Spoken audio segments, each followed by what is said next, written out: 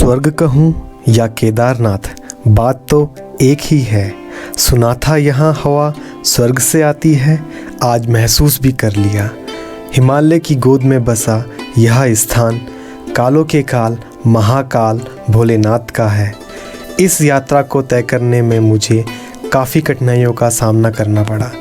जितनी भी परेशानियाँ मेरे रास्ते में आई, सभी को पार करके यहाँ आया हूँ केदारनाथ, भोलेनाथ के दर्शन करने, एक नए सफ़र की शुरुआत करने और अपने सपने पूरे करने। क्योंकि कहते हैं सपने उनके पूरे नहीं होते जो सपने देखते हैं, सपने उनके पूरे होते हैं जो ज़िद पे अड़े होते हैं। हर हर महादेव।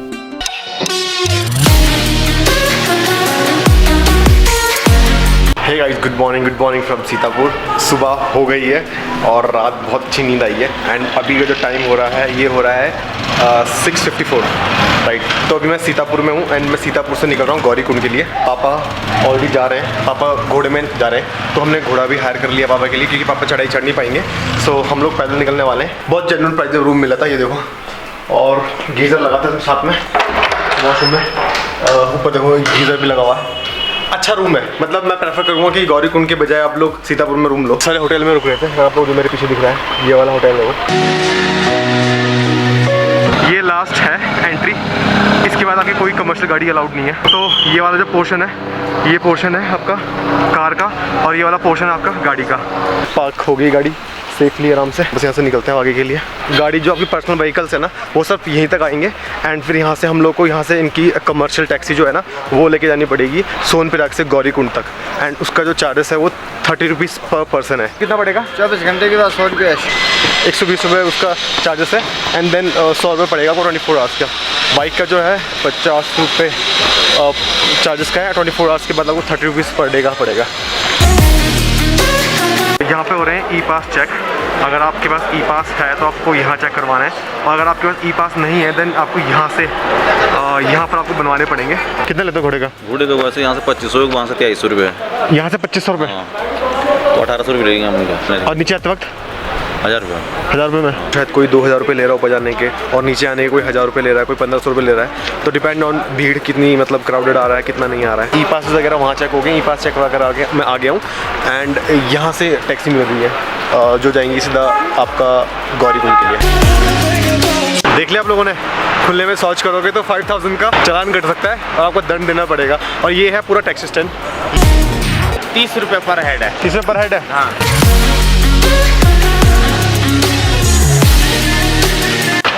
तो ये लट्ठी जो है 30 रुपये की एक है। आप लोगों को जो टैक्सी है वो ये इस स्टैंड में छोड़ देंगी। ये गौरीकुंड है एंड यहाँ से आपको ट्रैक स्टार्ट करना पड़ेगा। तो थोड़ा सा आगे चलने के बाद आपको एक राइट हैंड साइड में ये रास्ता जा रहा है नीचे को, इसमें लिखा भी है, देखो ऊपर देखेंगे आप, यहाँ बोर्ड है ब्लू कलर का जिसमें लिखा है कि तप्तकुंड। तो मतलब ये पूरा जो रास्ता है ना, ये जा रहा है स्नान घाट के लिए गौरीकुंड, जहाँ पर गर्म पानी आता है। तो आप लोग यहाँ पर नहा सकते हो। स्टार्टिंग में थोड़ा लगेगा, फिर नहीं है। गाइज ये है तप्तकुंड, जो बिल्कुल गर्म पानी आ रहा है, भाई नहा रहे हैं। तप्तकुंड के जस्ट बगल में बह रही है मंदाकिनी, जो कि बहुत ठंडा पानी है, और इस साइड है बिल्कुल गर्म पानी। मतलब क्या कुदरत है ना। देखो इस साइड तो जब आप देखेंगे तो साइड गर्म पानी निकल रहा है, ये देखो पूरा गर्म में नहा रहे हैं, और इस साइड पूरा ठंडा पानी निकल रहा है। And guys one more thing, अगर आप यहाँ नहा रहे हैं तो you are not suppose to use soap here, because आप साबुन वगैरह यूज़ नहीं कर सकते। तो आपको सिर्फ नॉर्मल नहाना होगा। डुबकी लगा पाओगे नहीं, आपको बहुत गर्म पानी हो रखा है। एंड जब डुबकी लगा नहीं पाओगे तो क्या करना है, आपको मग्गा पकड़ना है, मग्गा खुद पकड़ के ऐसे डालना है। सो मतलब डुबकी लगाना तो खतरे से खाली नहीं है, इतने उबलते हुए पानी में कौन जाएगा। और लिटरली बताऊँ मैं ना, तो ये जो पानी की जो बुलबुल है ना, वो उबलते हुए दिखाई दे रहे हैं। देखो मैं आपको दिखाता हूँ। लुक एट देयर, ये देखो, ये उबलता हुआ पानी दिख रहा है। देखो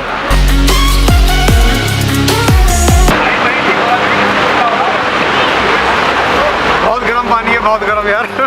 ये है गौरीकुंड का ऊपर से व्यू। इस हफ्ते हम लोग नीचे से आए हैं अभी। जो ई पास जो क्रॉस चेक हुआ है वो गौरीकुंड में हुआ है, जस्ट मेरे यहाँ पीछे हुआ है। यहाँ पर आप लोगों को रजिस्ट्रेशन नंबर चेक करवाना पड़ेगा जो आपका ई पास का होगा। और जब आप ई पास चेक करवा रहे हैं तो उन चारों जो जनों का होना बहुत ज़रूरी है। सपोज़ करो मैं अपने साथ मम्मी पापा एंड मेरे कज़न ब्रदर है, तो जब मैं अपना रजिस्ट्रेशन नंबर चेक करवा रहा हूँ तो उन चारों का होना बहुत ज़रूरी है। स्टार्ट हो चुका है ट्रैक, वो देखो मज़ा आ रहा है यार, अल्टीमेट बहुत मज़ा आ रहा है। ठंडी ठंडी हवा चल रही है। तो आप गौरीकुंड से जब आप ई पास चेक करवाते हैं ना, जस्ट 10 या 15 कदम चलेंगे आप, and then you can get horse from here as well कर सकते हैं। और इधर भी हैं, ये देखो, लुक एट दिस। और सबसे प्यारी चीज़ यहाँ पर जो है ना, वो है ये fountain. Look at this fountain man, गजब लग रहा है, मतलब अच्छा लगा फाउंटेन। ऐसे फाउंटेन बहुत देखने को मिलेंगे रास्ते में।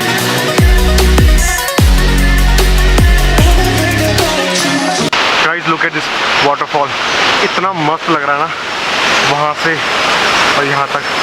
ऐसे वाटरफॉल आपकी जो ट्रैवल है ना, उसमें 4 लगाते हैं इस ट्रैक पे। केदारनाथ 14.5। सो गाइस आपको रास्ते में सुलभ शौचालय मिलते रहेंगे ऐसे ऐसे। अगर आपने कहीं रास्ते में इधर उधर करी तो आपको 5000 का चालान कर सकता है, 5000 का आपका। मेक श्योर कि आप लोग पानी की बोतल साथ में लेके आ रहे हैं। एंड मैं अभी 4 से 5 किलोमीटर चल चुका हूँ, एंड उस बीच में मुझे पानी की जो चेक पोस्ट हैं वो मिल रही हैं।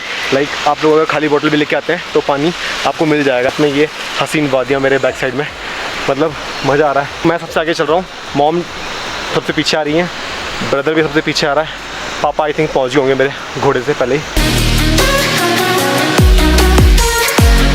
दिल्ली नहीं भैया, वैसे मैं वृंदावन से हूँ। वृंदावन रहते दिल्ली में। सब जगह रहते जहाँ इच्छा हो, जैसे मोदी जी बोलते हैं ना, झोला उठाओ और निकल दिया, तो उसी तरीके से अपना झोला उठाए और निकल दिए। जय बोले। एंड थोड़ा चलने के बाद आपको सबसे पहले दर्शन होते हैं भैरव टेम्पल में। वाटरफॉल बड़े अच्छे लग रहे हैं, बहुत अच्छे। आप लोगों को फ़ोटो क्लिक करोगे ना, अभी आप लोग बहुत अच्छा आएंगे फ़ोटोज़ वगैरह। अभी तो मैंने कुछ भी नहीं ट्रैवल करा, कुछ भी नहीं, अभी बहुत रहता है, बहुत जाना। ऊपर से हेलीकॉप्टर वगैरह चलते रहते हैं, देखते हैं कब तक पूरा होता है।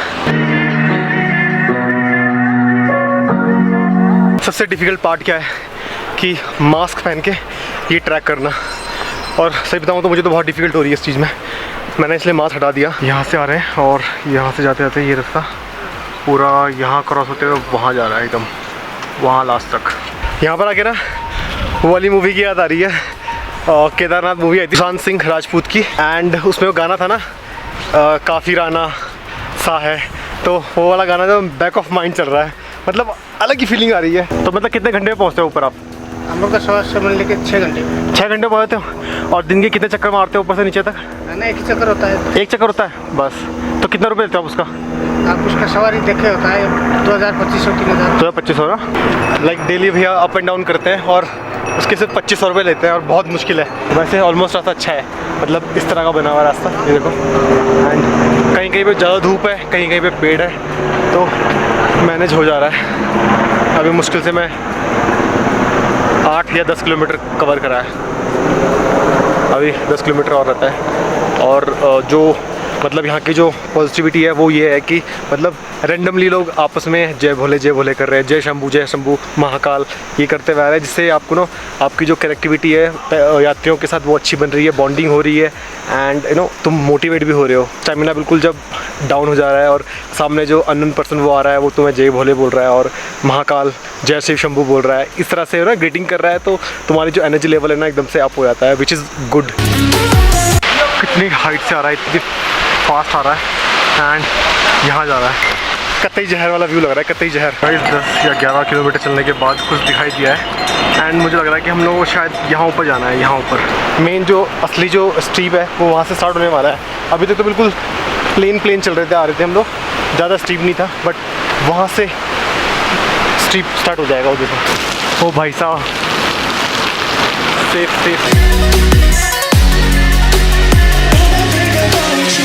ये वाला पुल, तो ये सेम वही वाला पुल है जो केदारनाथ मूवी में तो जो उन्होंने वो सीन कराया ना, वो इस वाले ब्रिज से कराया है।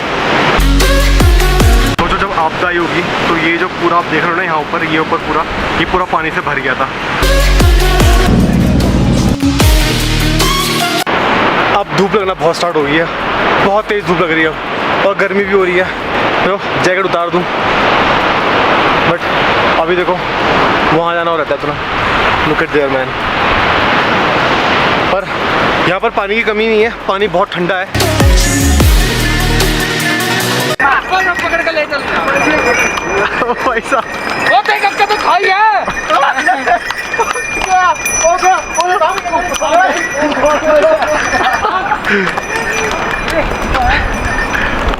ऐसा भी हो सकता है आप लोगों के साथ। जितना जितना नज़दीक जा रहे हैं उतना दूर लग रहा है। अभी वो जाना है। तो शिव भगवान इतना भी क्यों नाराज़ थे यार पांडव से जो यहाँ जाके बसे यार। आई थिंक अभी 2 या 3 बज चुका होगा और अभी भी लगे पड़े हम लोग रास्ते। बिल्कुल भी हाफ हुआ है और अभी हाफ और रहता है। भगवान मरवा के मानोगे।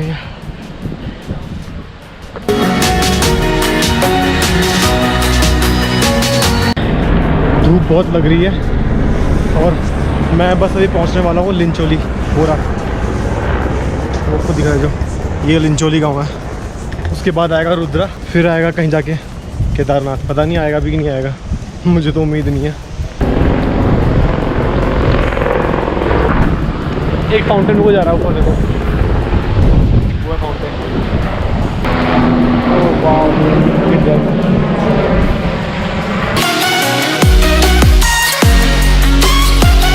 Oh my God.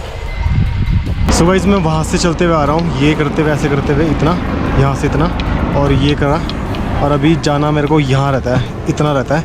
और अभी आपको जो ये कैंची दिखाई दे रही है ना, ये छोटी छोटी, ये ऐसे ऐसे करके ऐसे करके फिर जाके इस पीछे पा जाना पड़ेगा मुझे।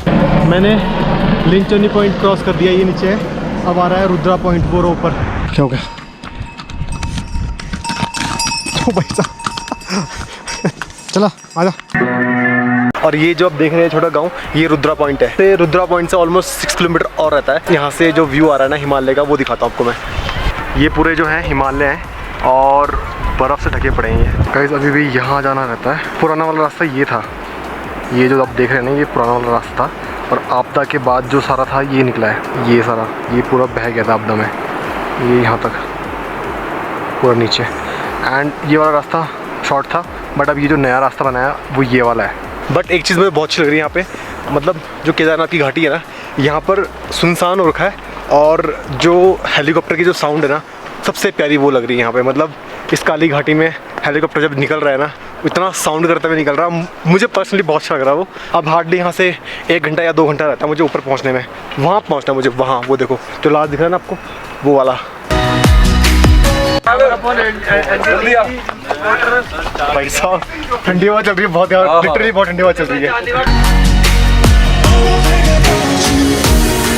गाइस जो पूरा ग्लेशियर है वहाँ ऊपर तक है और अंदर से लिटरली ऐसी हवा चल रही है जैसे हम लोग अपना फ्रिज खोलते हैं ना, और एकदम से ठंडी हवा चलती है, सेम आ रही है डिक्टो। अब थोड़ा सा फील हो रहा है कि मैंने कुछ अचीव कर लिया है। 2.5 किलोमीटर केदारनाथ, ये रहा बोल्ड। 2.5 किलोमीटर 45 मिनट्स में तो कर ही लेंगे। और वहाँ से सनसेट होने लग गया है, वो देखो जो हवा चल रही है ना, लाजवाब है। केदारनाथ की हवा फील करके मज़ा आ गया लिटरली।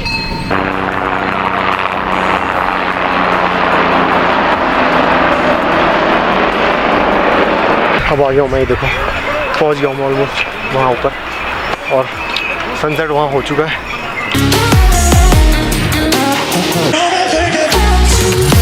ये रहा हिमालय जो पूरा स्नो से ढका पड़ा है, और ये रहा श्री केदार धाम। 18 किलोमीटर का ट्रैक करने के बाद जब आप इस पॉइंट पे आते हो ना, एंड इस पॉइंट से जब आपको ये वाला व्यू दिखता है, लुक एट दिस व्यू। बाबा केदारनाथ का जब धाम दिखता है ना, तो सारी जो थकान थी, स्ट्रेस फील हो रहा था, सारा दूर हो गया है। लिटरली बता रहा हूँ मैं। जब मैं नीचे आ रहा था ना, तो हेलीकॉप्टर की आवाज़ बहुत हाइट में आ रही थी, और अब देखो हेलीकॉप्टर मेरे कितने नज़दीक है, बहुत सामने है। ये देखो इतना नज़दीक आ रहा है। आपदा में जो रेस्क्यू करने आए थे जो सोल्जर्स थे, ये Mi-17 हेलीकॉप्टर लेके आए थे, और ये हेलीकॉप्टर इमरजेंसी लैंडिंग के कारण क्रैश हो गया था। जस्ट आप आएंगे तो आपके लेफ्ट हैंड साइड में GMVN के रूम्स अवेलेबल होंगे, जो मेरे बैक साइड में आप देख रहे हैं। इनका प्राइस कम से कम 6000 से लेकर 10,000 होगा। It's depend on your luxurious, like आपको गीज़र वगैरह चाहिए और आपको क्या क्या फैसिलिटीज़ चाहिए, उस पर डिपेंड करता है ये सारा। तो मैं तो बोलूँगा इस ऑप्शन को छोड़ के सीधा आप लोग आगे वाले ऑप्शन पे जाइए, क्योंकि आगे काफ़ी अच्छे ऑप्शन मिल सकते हैं। फिलहाल मुझे अपने लिए रूम देखना है, तो मैं बताऊँगा आपको कि मुझे कितने में रूम मिलता है। ये वाला रास्ता सीधा टेम्पल की तरफ जाएगा, ऐसे घूमते हुए।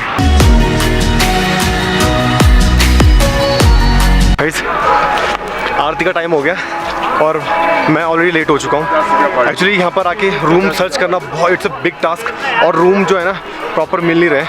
तो अभी देखो वहाँ आरती हो रही है, सो पहले चलते हैं और आरती अटेंड करते हैं, जिसके लिए मैं यहाँ आया हूँ।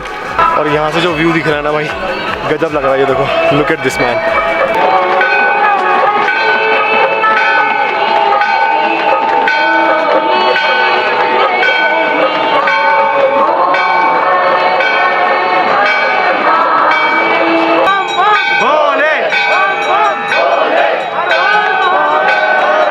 गाइज आई होप कि आपको ये आरती पसंद आई होगी। और मेरे जस्ट पीछे है केदारनाथ का धाम, जो आरती में हम लोग इंक्लूड हुए थे। बहुत अच्छी लगी आरती सुन रहे हैं।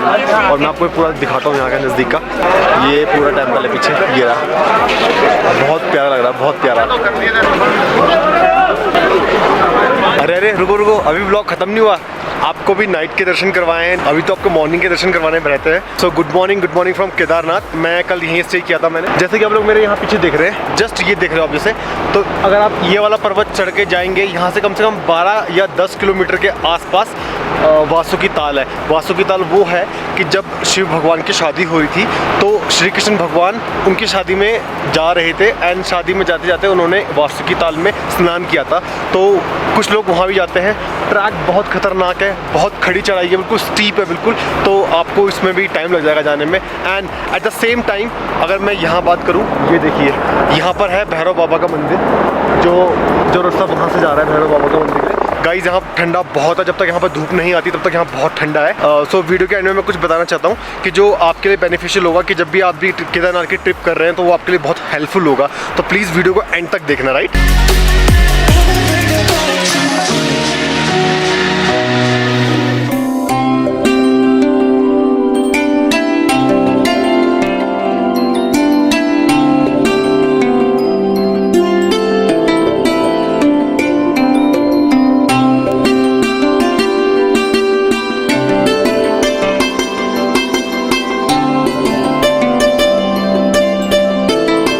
जब ग्लेशियर फटा था ना, तो ये यहाँ से एक पोर्शन यहाँ निकल गया था और एक पोर्शन यहाँ निकल गया था, राइट। एंड उसके बाद जिस पत्थर ने यहाँ पर रक्षा करी है इस मंदिर की, वो पत्थर है ये पत्थर जो है मंदिर के जस्ट बैक साइड में है। If you can see that, ये देखो जस्ट मंदिर के पीछे है ये पत्थर है और ये मंदिर है, ये देखो। तो इस स्टोन को भी एज ए भगवान के रूप में पूजा जाता है। इसकी भी मान्यता उतनी ही होगी है जितनी की इस टेंपल की है।